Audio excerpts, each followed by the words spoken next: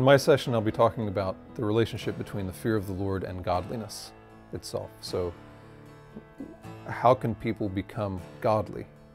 All through the Old Testament and New Testament, godliness is always connected with the fear of the Lord.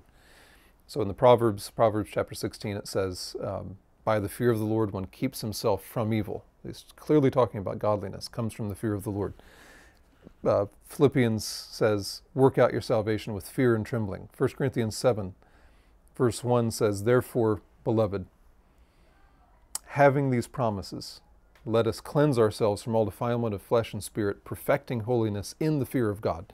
And the promises he's talking about are at the end of chapter 6. There's the gospel promises where God says, I will be your God, you'll be my people, I'll be your father, you'll be my sons and daughters. Having those gospel promises, he says, let us cleanse ourselves from all defilement of flesh and spirit, perfecting holiness in the fear of God. Clearly, godliness comes from the fear of the Lord. That is an idea, a truth that we have lost today in the church. And that's why I believe our churches are filled with godless men and women. Men and women whose obedience to the commands of God look no different than people who are pagans in many respects. And I think that I am to blame. Us as pastors are to blame because we have not feared the Lord ourselves, and we have not cultivated in our people the fear of the Lord that leads to godliness.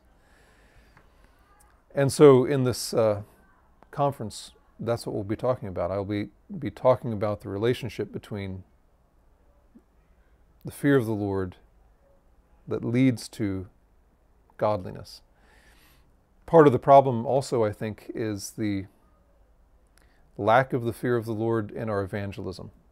So it goes back beyond just the churches. It goes into even the evangelism that happens before people come into church, where they are not told of the wrath of God, the judgment of God, the law of God, only the love of God. And so from the very beginning, we have Christians coming in who have not been told they must fear the Lord. So in this session, my hope is pastors will be stirred up, evangelists will be stirred up, Christians who evangelize will be stirred up to fear the Lord themselves, to walk in godliness, and to help others fear Him and love Him.